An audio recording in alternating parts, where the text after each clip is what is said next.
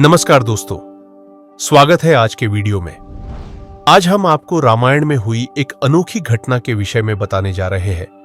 क्या आपको पता है, राम रावण के युद्ध से पहले रावण अयोध्या नगरी पर आक्रमण कर चुका था। वह कौन था जिसने अयोध्या को रावण के प्रकोप से बचाया था? क्या रहा था उस युद्ध का परिणाम, और क्यों रावण ने अयोध्या पर आक्रमण किया था? क्या रावण को पता था कि उसका काल अयोध्या में पैदा होने वाला है? क्यों रावण ने अयोध्या को बिना युद्ध के ही छोड़ दिया? आइए इन सभी प्रश्नों का उत्तर जानते हैं। और यदि आपको रामायण का यह प्रसंग ज्ञात है तो आप अपनी राय और आपको यह वीडियो कैसी लगी हमें कमेंट जरूर करिएगा। तो चलिए दोस्तों, शुरू करने से पहले अगर आपने अभी तक हमारे चैनल दादी माँ की कहानियां को लाइक और सब्सक्राइब नहीं किया है तो तुरंत कर दीजिए। साथ ही बेल आइकन दबा दें ताकि आपको हमारी हर नई वीडियो की नोटिफिकेशन मिलती रहे। अब बिना देर किए आइए इस रोचक कथा को शुरू करते हैं।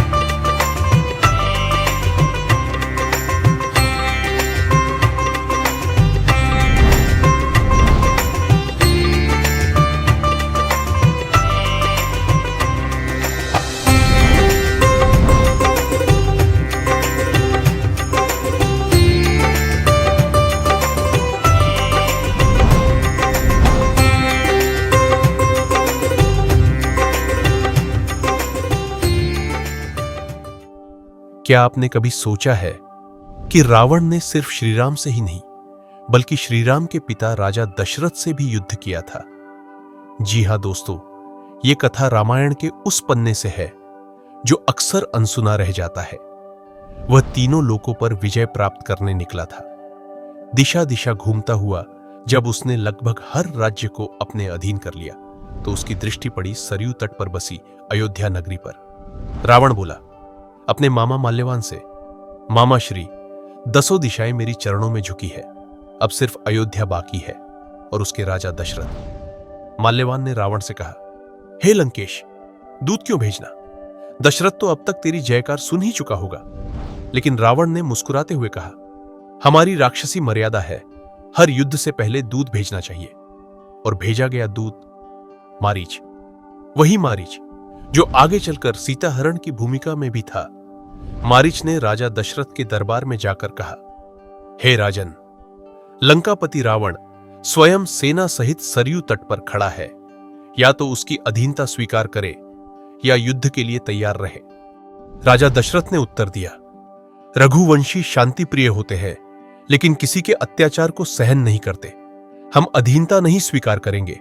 अगर रावण को युद्ध ही चाहिए तो उसका स्वागत युद्ध भूमि में बाणों से किया जाएगा। अगली सुबह रावण और दशरथ आमने सामने थे। बाण चले, रण हुआ, घमासान छिड़ा।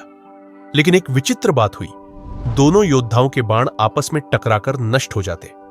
तब दशरथ ने अपने तरकश से एक दिव्य बाण निकाला जो इतना शक्तिशाली था कि ब्रह्मदेव स्वयं प्रकट हो गए।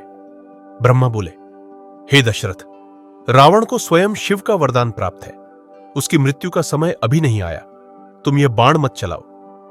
दशरथ बोले, प्रत्यंचा पर चढ़ा बाण मैं वापस नहीं ले सकता। ब्रह्मा बोले, तो इसे अंतरिक्ष में छोड़ दो, यह भविष्य में एक विशेष प्रयोजन के लिए उपयोगी होगा।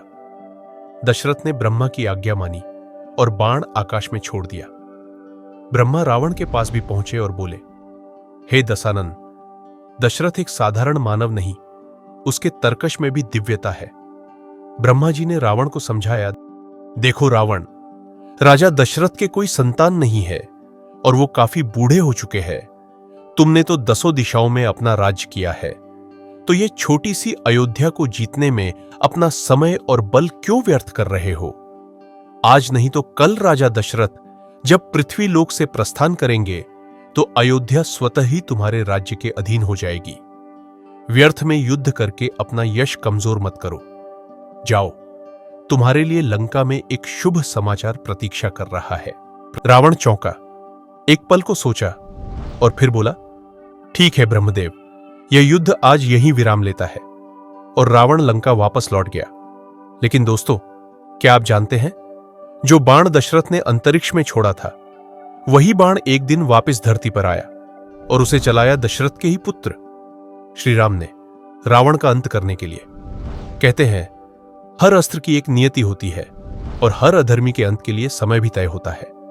तो दोस्तों, ये थी रावण और दशरथ के युद्ध की रहस्यमयी कथा। एक ऐसी कहानी जो बताती है कि धर्म और अधर्म की लड़ाई केवल रामायण के युद्ध तक सीमित नहीं थी, ये पीढ़ियों से चल रही थी। अगर आपको ये कथा रोचक लगी हो तो लाइक और सब्सक्राइब जरूर करें और कमेंट में बताइए, क्या आप रामायण की और अनसुनी कहानियां जानना चाहते हैं?